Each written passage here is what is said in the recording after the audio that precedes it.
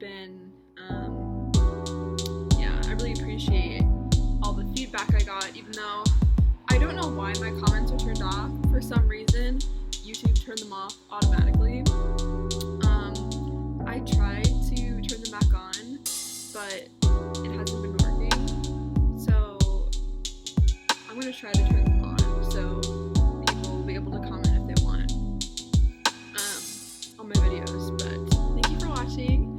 I figured, because it's such a nice day outside, I'm sitting on my porch again, obviously, that I would do another video and talk a little bit more about my symptoms. And maybe this will be like a series called Coffee Chats or something, because coffee. By the way, ever since I started having weird symptoms, I've stopped drinking caffeinated coffee. I only drink decaf. Caffeine just makes my anxiety that much worse. So my coffee regimen as of right now is I will make a decaf cup of coffee, either drip pour over or with a K-Pod, and then I will add either almond milk or oat milk, sometimes also creamers, like oat creamers or almond creamers or something. And then as of recently, I've been adding honey as a sweetener instead of sugar, raw honey, which I've just had from friends over the past 6 months or so. So I've just had that honey around, but after I finish it, I'm gonna have to get more raw honey from a farm nearby or something. I have a lot of organic farms near me in New York, so it's a great alternative to sugar in coffee or tea or whatever you want to use as a sugar alternative. So maybe I will make this a series, Coffee Chats. Let me know what you think. I hope you guys like my hair today. It's taller than I thought it would be, but I'm kind of okay with it. It's kind of just a crazy bun, but it's okay. We're hanging out. Okay, so I'm gonna go through. There's a really famous doctor who is a Lyme literate doctor. A lot of doctors aren't Lyme literate because the CDC, or the Center for Disease Control, which is funded by the government, does not support the theory of chronic Lyme or chronic Lyme co-infections, which is weird and something going on there, maybe with the pharmaceutical industry or something, but they don't acknowledge the presence of it. So unless you go to a Lyme literate doctor, any regular doctor will tell you that it doesn't exist, because if they do, then they risk having their medical license suspended. So that's why you have to see a Lyme literate doctor if you want to be adequately treated, if it's been a long time and you still have symptoms that persist. So Dr. Horowitz is a famous Lyme literate doctor, and he made this questionnaire that he says is an essential tool in determining the probability of Lyme disease and MSIDS. I assume that's associated diseases or something. I'm not sure what that stands for exactly, but I'm just gonna go through it and then and talk about what I've experienced with each of these symptoms, and yeah. So, number 1, unexplained fever, sweats, chills, or flushing.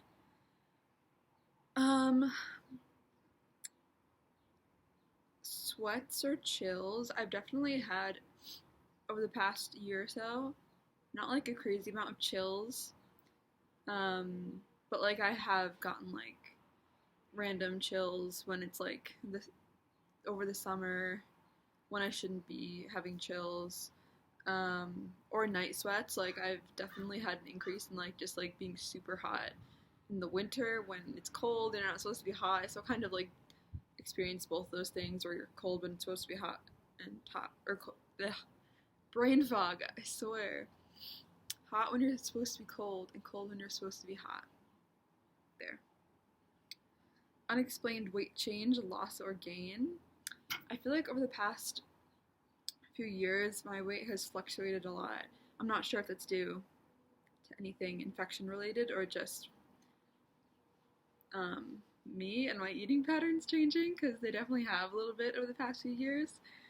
But the spring of 2019, the spring of my senior year of college, I had a really big weight gain, which might have been related. Fatigue, tiredness, yes, like a lot of crushing fatigue, especially like when I'm on antibiotics. Like right now I'm on antibiotics, and I'm just like so tired. It's not like notable where I can't like get up and go to the bathroom or take a shower, but it's definitely been increased where I've like less energy. My senior year of college, like I just wanted to go to class and then come home and sleep. I didn't really have energy to do anything else. I didn't have energy to like take walks, like join a gym. Like I didn't have any energy to do any of those things. Unexplained hair loss. Yeah, over the past few years, I've had so much more shedding, I think, than I normally would. Which could be related, but yeah, I've definitely had an increase in my shedding. And like I could just like when my hair is down, and it's short now, but like I could just like pull on it, like kind of like stroke through it with my fingers, and like a lot of hair will come out. So that's odd. Swollen glands, yes, and these have not necessarily been my neck where you would think swollen glands are. I've had a lot of swollen glands the past 2 years in my armpits, which isn't someplace you think. Like when I first had it in my armpits, I was nervous. So I was like, what if it's like, you know, a tumor or some sort of growing like lesion or something. But it just turned, we have a lot of lymph nodes in our armpits. I didn't know that. But over the past few years, yeah, they've been swollen a lot. And then also a little bit under my ears, because we have lymph nodes like everywhere. But yeah, mostly under my armpits, I've had a lot of swollen glands. Sore throat, yep. I've had recurrent sore throats my entire life. I had scarlet fever when I was like 5, which is a really bad illness. I had recurrent strep as a kid. Again, I don't think that's like related because, you know, like my bite didn't come until like 2.5 years ago, 3 years ago. But I've had a lot of sore throats in my life, and like honestly, I have a little one right now, and I'm not even like worried about it because I just get them all the time, you know. So pelvic pain, yeah, that was my biggest symptom my senior year of college during the spring. I think I mentioned it in my last video, but that was my biggest symptom, was that started, and it was just my entire thigh was just hurting all the time, like aching all the time. And I would put, it got to the point where I had to put a heating pad on them every single night because they hurt so bad that I couldn't sleep. So I had a heating pad that I usually used for periods, but I started to use it for my legs because they hurt so much. And then something else I didn't mention in my last video was that I also got weird rashes my senior year of college I'd never experienced before. One was like, I'll link it in the description because I forgot what it's called. It has a name. It's related to like irregular circulation or poor circulation, but it was like a lace or net-like pattern of red on my legs. Sorry, the cars. But it was like lace-like diamond-like, and it was just like red veins all over my legs. I had a rash like that a lot on my legs senior year. Unexplained menstrual irregularity. I haven't really had any of that, thankfully. Upset stomach, yeah. I get nauseous, I feel like, way more than the average person. And like I said, my junior year, I had nausea for like 3 months on end. So that was quite disturbing. But like in general, I think I just have a lot of nausea. And it can be triggered by something or not be triggered by something. I just have a lot that can come on randomly. Especially in the mornings. Like if I wake up super early, I'm just nauseous, and I don't know why. But yeah, I've told my friends and my boyfriend that I'm nauseous all the time. Like everything upsets my stomach. So change in bowel function. I don't think I ever experienced that. Chest pain or rib soreness. I don't think I experienced that either. Shortness of breath or cough. I don't think it's considered shortness of breath exactly, but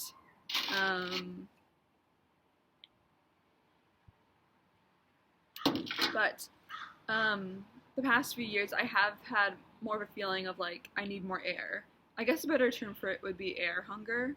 I feel like I have to go to like actually get adequate air. So I guess air hunger is a better word than shortness of breath, but I don't know.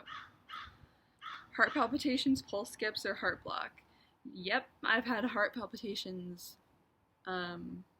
since this started. They're not very frequent. They're like every so often I'll like hear a little palpitation. History of a heart murmur.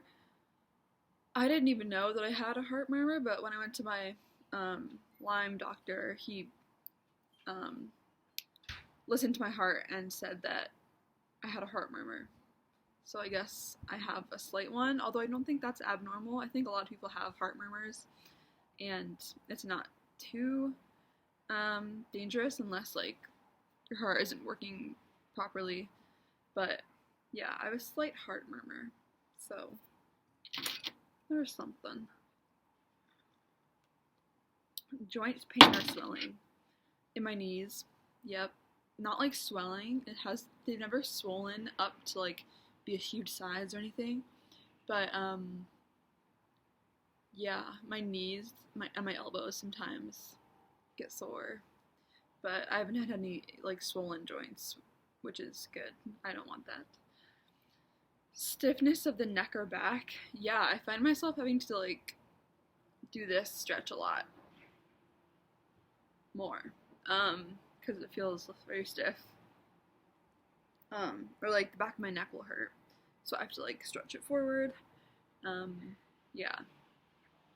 Muscle pain or cramps. Yep. Like I said, my legs are the biggest issue in terms of muscle and joint pain. It has just been my thighs and my knees. A lot of pain there. Twitching of the face or other muscles. Yes. I had this the other night, actually. And it's not like every night, but for the past few years, since this all started, every so often I'll have a night where I can't go to sleep for at least 30 minutes because my legs and hands will just twitch.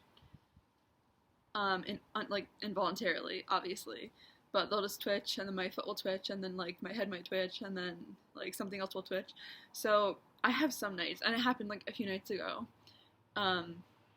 where I get so much twitching that I can't fall asleep for a while.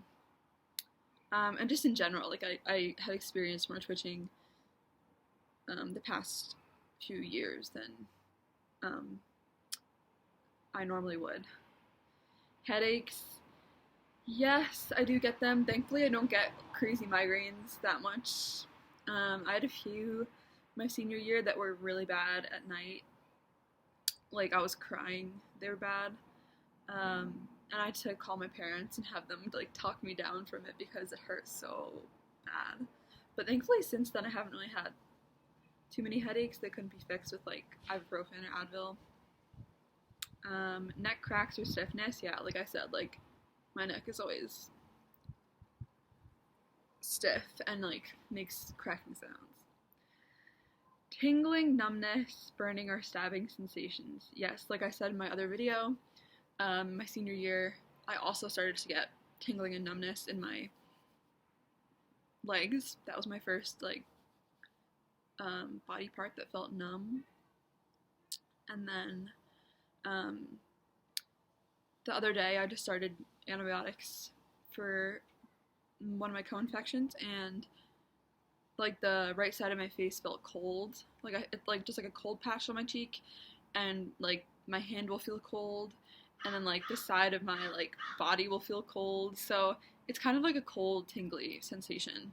It doesn't feel numb though. It's just, like, tingly and cold. Facial paralysis or Bell's palsy. That's a really common thing with Lyme and co-infections. It's where, like, half your face droops.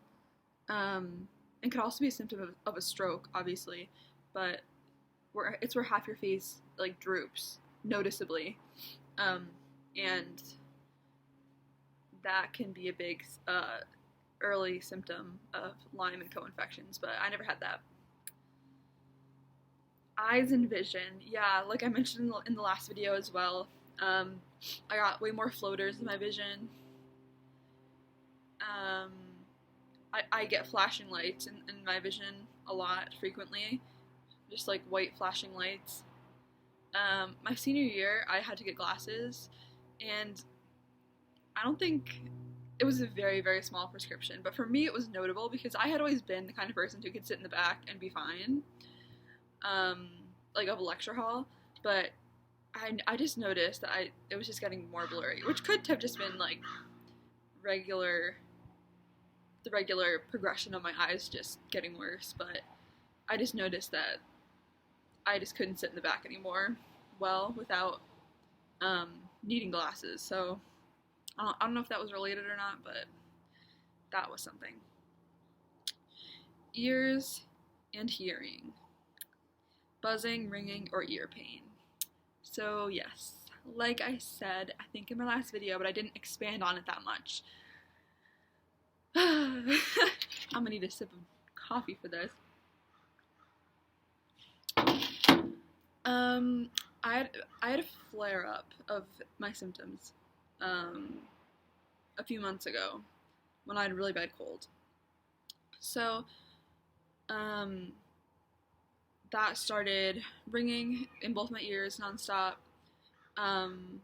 buzzing too. I feel like there's definitely a buzz in addition to the ring. It's like something's, like, vibrating in my head, like zzz.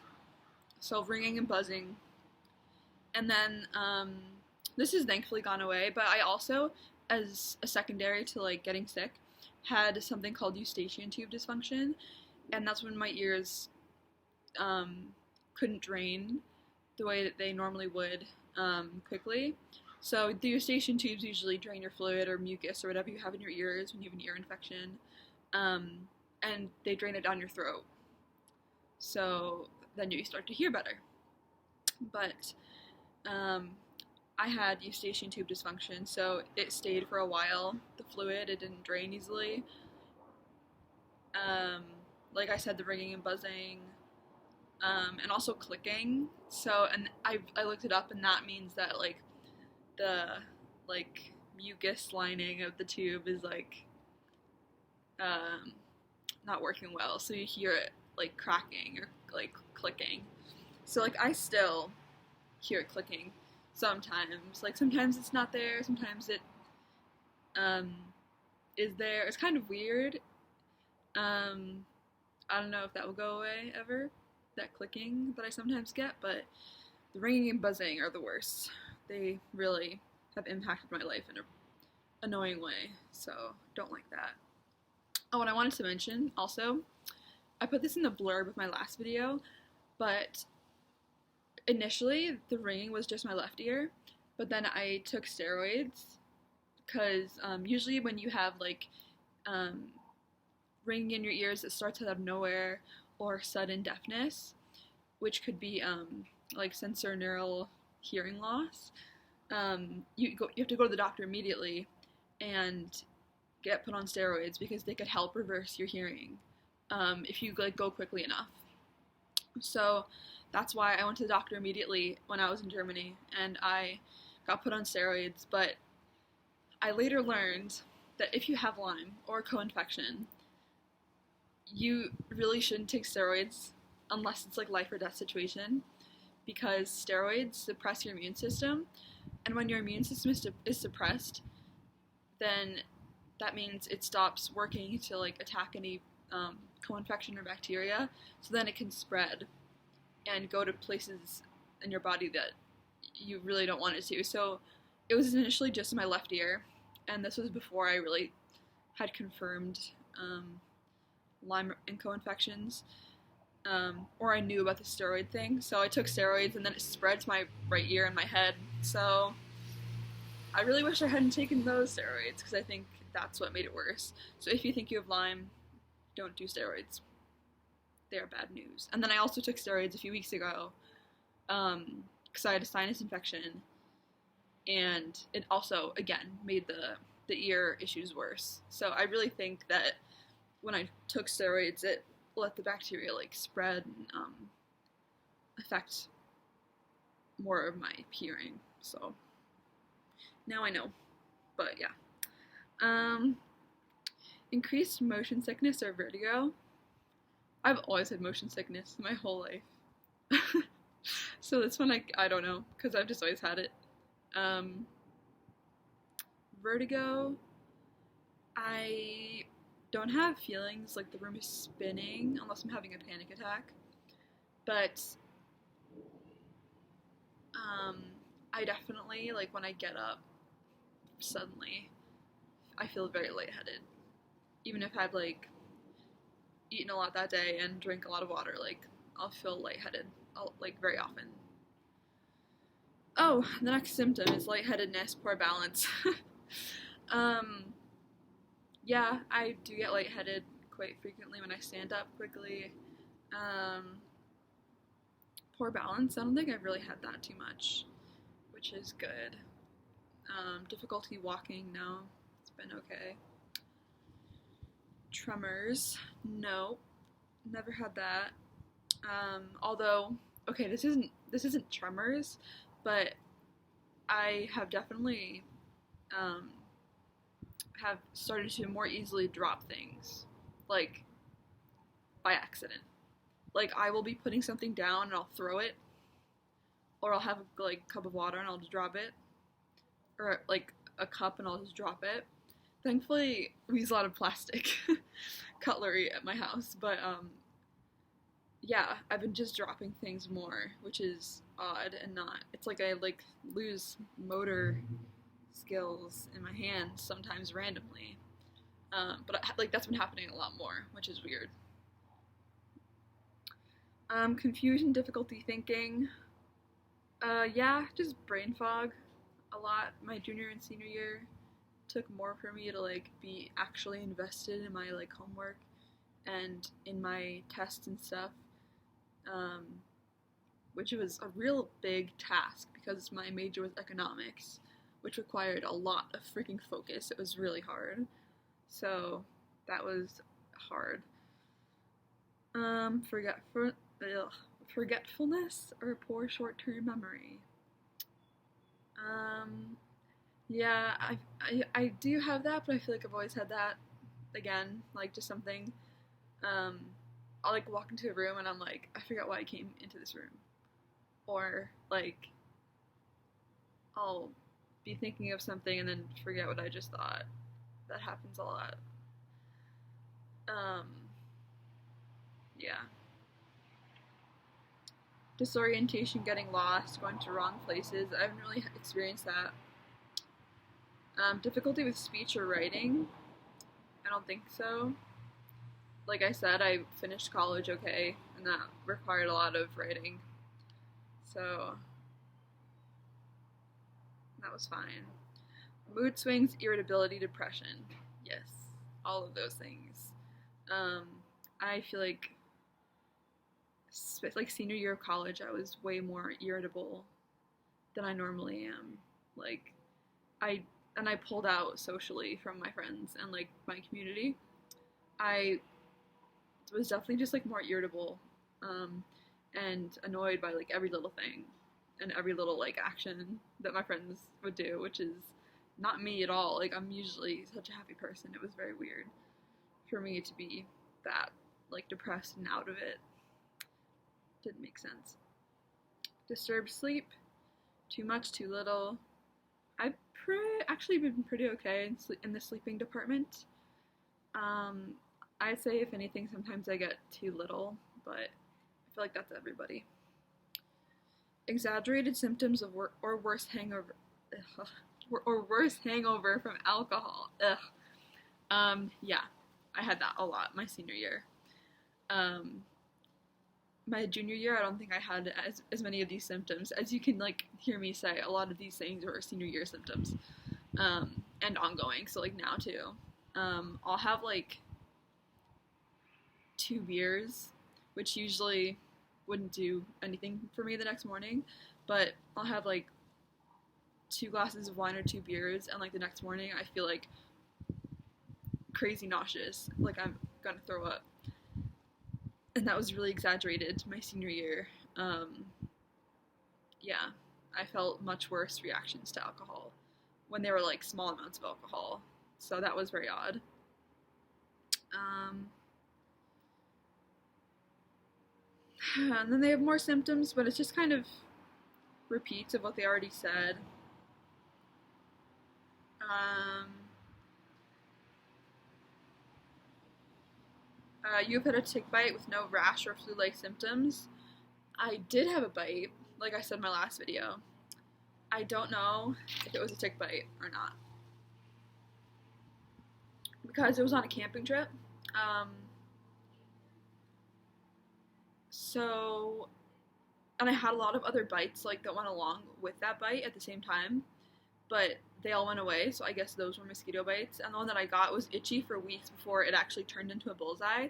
So it could have been a mosquito bite or a tick bite, because there's more research coming out that infections can be spread by more than just ticks, like by spiders, by mosquitoes, which is scary, and more motivation to, wear tick repellent or insect repellent, because you just don't know what can be carrying what when you're out in the wild. And yes, I did have a bullseye rash. But after I started the doxycycline for it, as soon as I saw it, it started to fade, so it's gone now.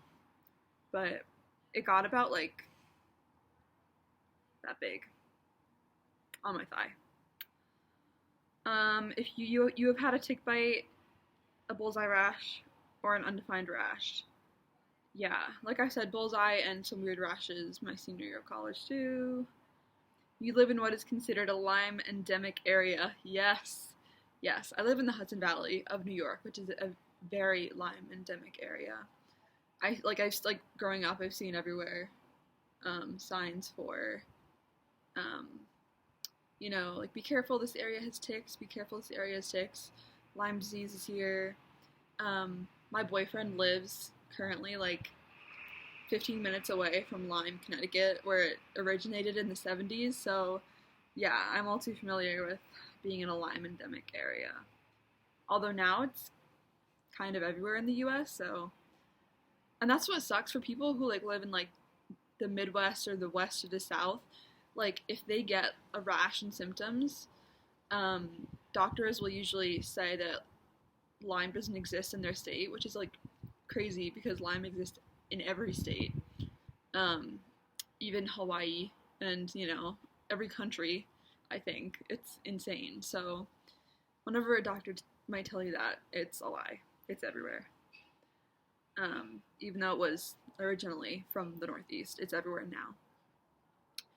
You have a family member who has been diagnosed with Lyme and or tick-borne infections. Nope. No, some of my mom's friends have Lyme. That's not family members though. Family members, I'm trying to think. No, I don't think so. Not that I can think of. You experience migratory muscle pain.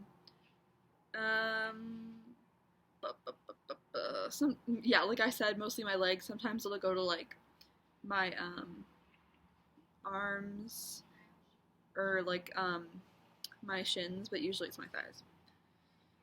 You experience migratory joint pain. Yes. My jaw, sometimes, elbows, knees. You have received a prior diagnosis of chronic fatigue syndrome or fibromyalgia. Yes. My senior year, I went to a doctor and after my leg pain started, and she said it was just probably fibro, and there's nothing I can do about that. Which is like, I feel like fibromyalgia, I feel like that's just a cover-up for so many other diseases or things it could be, because your body just doesn't start hurting for no reason. Like, I don't believe that. I believe it's caused by something, and it might be hard to figure it out, but if you get to the bottom of it, you can be able to.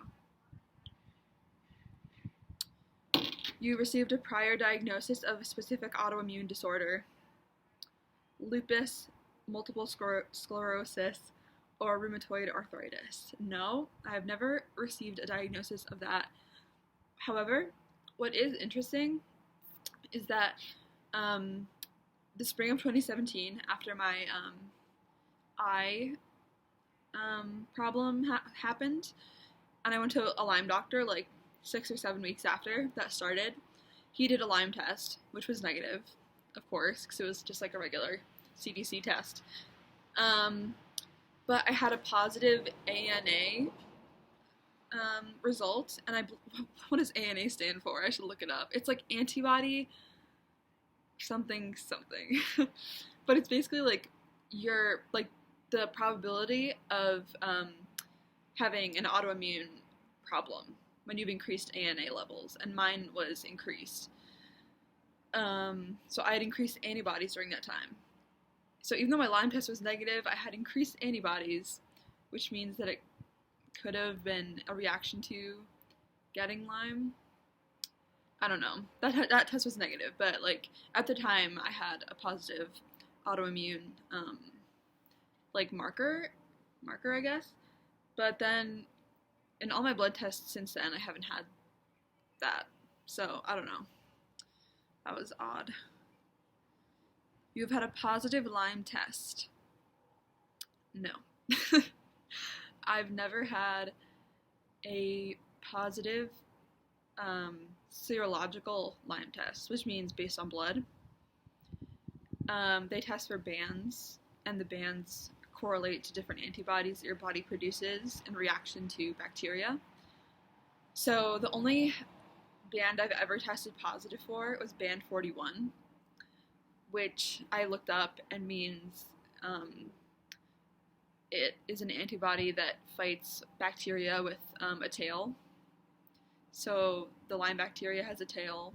A lot of the co-infections have tails. So I've only ever tested positive for band 41, but I've had 2 positive, just clinical Lyme diagnoses. The first was the bullseye rash. That's just an automatic positive, and the second one was a few weeks ago when I went to a Lyme doctor, and he said I had Bartonella, and I called him, and I was like, the test is negative though, and he was like, well, clinically I can diagnose you. So I was like, okay, so I guess that's 2 clinical diagnoses and 1 positive band I had that didn't mean a positive test, but positive band. Yeah, I think that's it.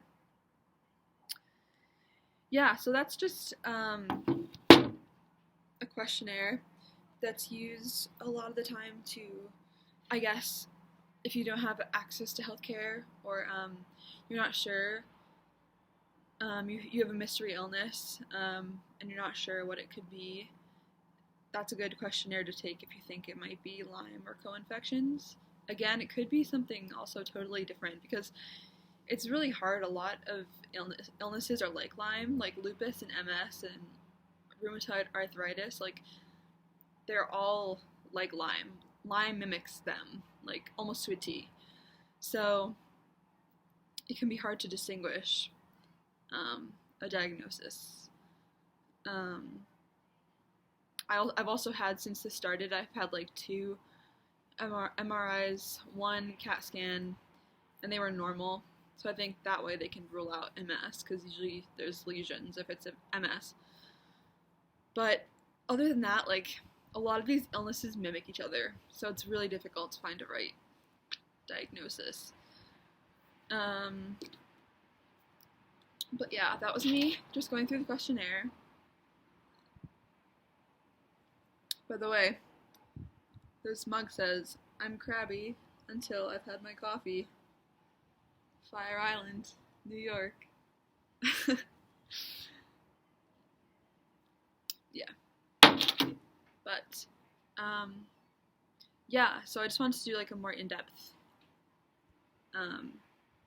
description of my symptoms, because I like mentioned the ones that stood out to me the biggest when I did my first video, but I just wanted to go through like a list and like see what I could remember comprehensively about each of them. Yeah, so I hope you guys are enjoying this beautiful weather.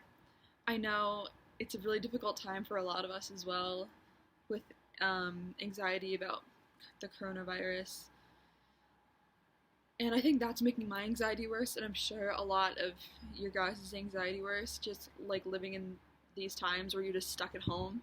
So I know for a lot of people, like I know for me, an escape is like going outside, going to a coffee shop. I love going to coffee shops. It's like my favorite place to like just be and observe people and like be in my own bubble. Like I love doing that.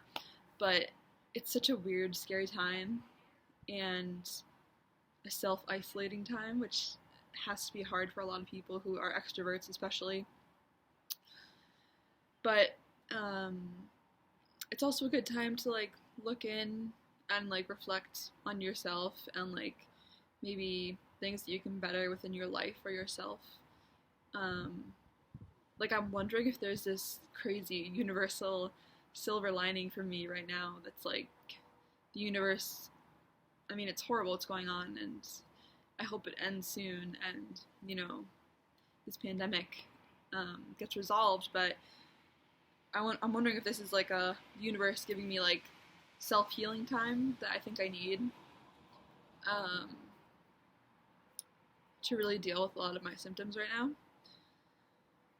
So I'm grateful for days like this when it's nice out. Another thing that's also really affected me over the past few years, I'm sure this affects a lot of people, is seasonal, what is this? Seasonal affective disorder. Yeah.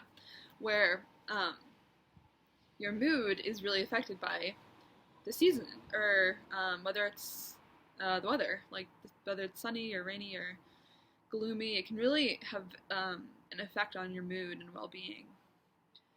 So on days when it's sunny, I go outside for a little bit, breathe in fresh air, and I have a lovely view of the Hudson River. So I get to look at that and, yeah, just self-reflect and think about how I can better myself and do all that I can for myself. Like I said in my last video, you try to change the things you can, and if you can't change them, then you have to accept them. And I'm just taking it on like a day-by-day basis right now. Like, I'm changing what I think I can, which is like going to doctors and seeing what they can do for me, and then accepting just like the day as it is, as it comes and goes. So I'm changing and accepting constantly.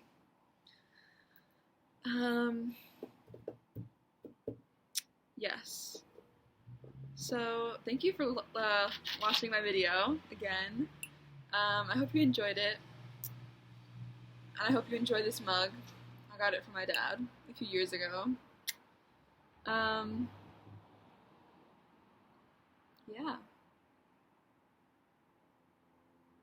I'll try to think of more video ideas, because I feel like it's like the prime time to be doing videos when uh, everyone's kind of stuck at home and going a little stir crazy. So I'll try to think of more ideas. Okay, and again, I'll try to enable comments. It's so weird it's not letting me do that, but I'll try to enable comments. Let me know ideas you want to see, topics you want to hear me talk about. I have a lot of opinions on like things healthcare related, public health related.